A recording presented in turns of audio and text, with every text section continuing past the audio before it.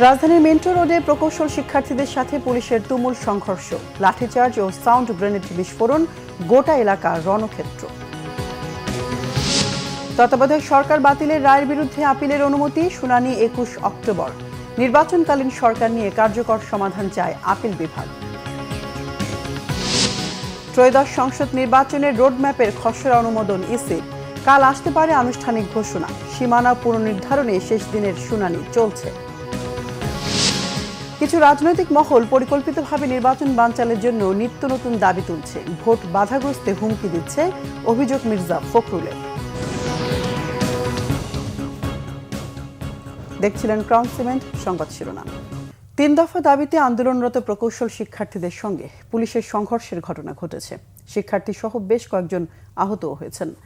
দুপুর 1টার দিকে শাহবাগ থেকে পদযাত্রা করে প্রধান উপদেষ্টার বাসভবন যমুনার সামনে পৌঁছলে পুলিশের বাধার মুখে পড়ে শিক্ষার্থীরা। এক পর্যায়ে পুলিশের লাঠিচার্জে শিক্ষার্থীরা পিছু হটতে বাধ্য হন। এতে উত্তেজনা ছড়িয়ে পড়ে পরিবাগ, শাহবাগ ও ইন্টারকন্টিনেন্টাল এলাকা জুড়ে। ছাত্রদের ছত্রভঙ্গ করতে একাধিক সাউন্ড গ্রেনেড ও টিয়ার শেল ছোড়ে পুলিশ। পরে জলকামান দিয়ে শিক্ষার্থীদের সরিয়ে দেওয়া হয় যমুনার সামনের এলাকা থেকে। শিক্ষার্থীদের অভিযোগ, তাদের শান্তিপূর্ণ কর্মসূচিতে পুলিশ হামলা চালিয়েছে। অন্যদিকে পুলিশ বলছে, প্রধান উপদেষ্টা নিরাপত্তার স্বার্থে আন্দোলনকারীদের সরে যেতে বলা হয়েছিল। এর আগে সকাল থেকেই পূর্বনির্ধারিত লং মার্চ টু কর্মসূচিতে জমায়েত হয় প্রকৌশল শিক্ষার্থীরা। নবম ও দশম গ্রেডে কোটা বাতিল এবং বিএসসি ডিগ্রি ছাড়া ইঞ্জিনিয়ার পদবি ব্যবহার না করার দাবি জানান তারা। তত্ত্বাবধায়ক সরকার বাতিলের রায়ের বিরুদ্ধে আপিলের অনুমতি দিয়েছেন আপিল বিভাগ। বুধবার প্রধান বিচারপতি ডক্টর সৈয়দ রেফাত আহমেদের নেতৃত্বাধীন 6 সদস্যের আপিল বেঞ্চ এই আদেশ দেন। পরবর্তী শুনানি হবে 21 অক্টোবর।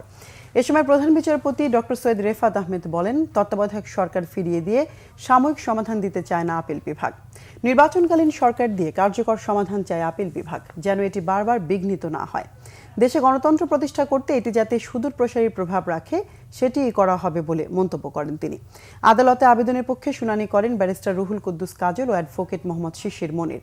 রাষ্ট্রপক্ষে শুনানি করেন অ্যাটর্নি জেনারেল মোহাম্মদ আসাদুজ্জামান।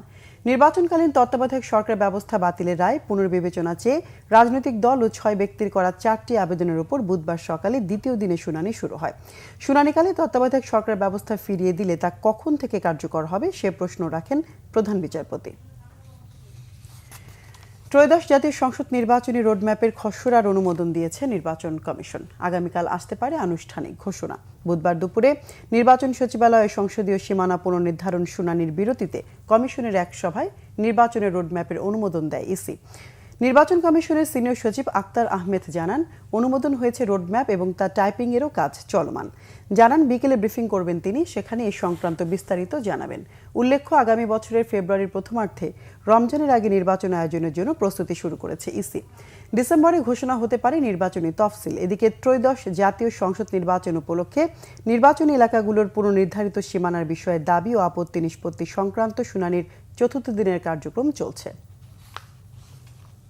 বিএনপির মহাসচিব মির্জা ফখরুল ইসলাম আলমগীর বলেছেন, কিছু রাজনৈতিক দল পরিকল্পিতভাবে নির্বাচন বানচাল করতে নিত্য নতুন দাবি তুলছে।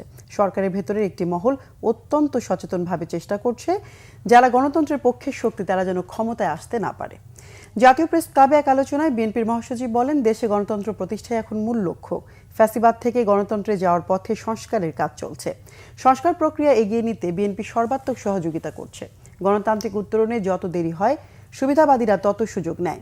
বিএনপির মহাসচিব অভিযোগ করেন, বাংলাদেশের নির্বাচন বানচাল করতে দিল্লিতে শেখ হাসিনাকে 2,500 কোটি টাকা দিয়েছে এস আলম গ্রুপ। ষড়যন্ত্র প্রতিহত করতে জটিলতা না করে সংস্কার শেষ করে দ্রুত নির্বাচনের দাবি জানান মির্জা ফখরুল ইসলাম আলমগীর।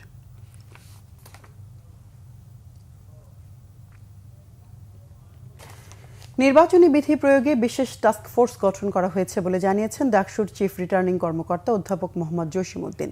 সকালে নিজ কার্যালয়ে এক সংবাদ সম্মেলনে এই কথা বলেন তিনি। চিফ রিটার্নিং কর্মকর্তা আরও জানান, বিশ্ববিদ্যালয় জুড়ে সক্রিয় রয়েছে আচরণবিধি সংক্রান্ত টাস্ক ফোর্স।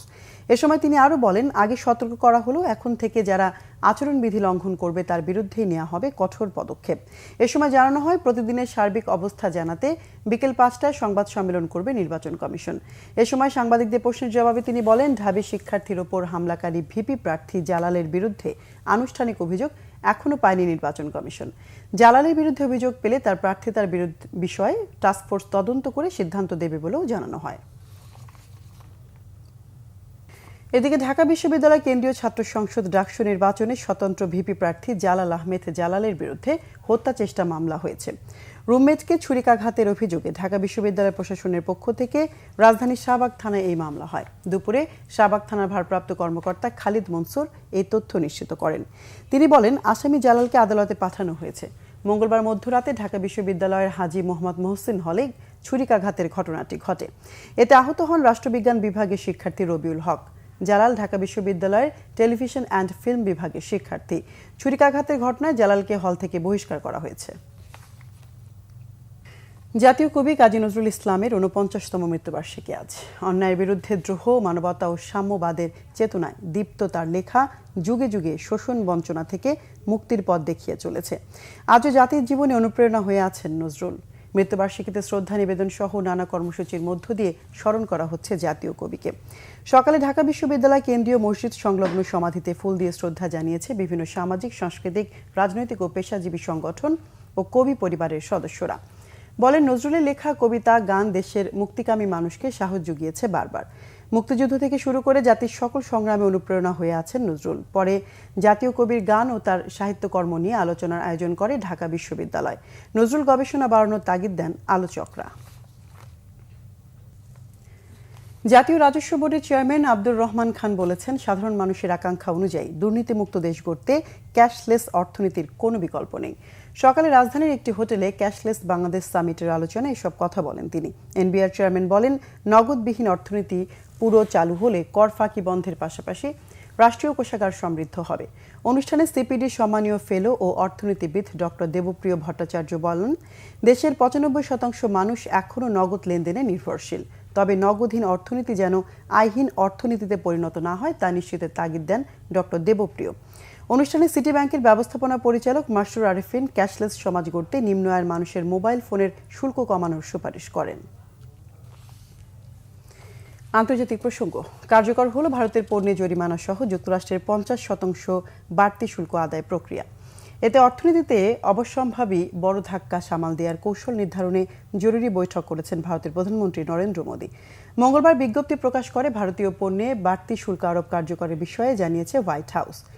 জানানো হয়েছে, ওয়াশিংটন ডিসির সময় ২৭ আগস্ট রাত ১২টা আর দিল্লির সময় বুধবার সকাল ৯টা ৩১ মিনিট থেকে আমেরিকায় ঢোকা ভারতের পণ্যে ৫০% শুল্ক নেওয়া হবে। ৭ পৃষ্ঠার বিজ্ঞপ্তিতে এর কারণ স্পষ্ট করে বলা হয়েছে, রাশিয়া থেকে প্রত্যক্ষ বা পরোক্ষভাবে তেল কেনার কারণেই এই শাস্তি। যুক্তরাষ্ট্রের সাথে বাণিজ্য চুক্তির অনিশ্চয়তা ও বাড়তি শুল্কের আবহে অর্থ ও বাণিজ্যমন্ত্রী, সরকারি কর্মকর্তা আর অর্থনীতিবিদদের সাথে বৈঠক করেছেন ভারতের প্রধানমন্ত্রী মোদী। দর্শক, এই ছিল এখনকার মতো। পরের সংবাদ সন্ধ্যা ৬টায়। এর আগে ৫টায় রয়েছে নিউজ টপ 10 দেখার আমন্ত্রণ রইল। এছাড়া বাংলাভিশন সংবাদ ও সংবাদ সংশ্লিষ্ট অনুষ্ঠান দেখতে ভিজিট করুন www.bvnews24.com ও facebook.com/banglavishnnews এবং সাবস্ক্রাইব করুন youtube.com/banglavishnnews। এতক্ষণ সঙ্গে থাকে ধন্যবাদ সবাইকে।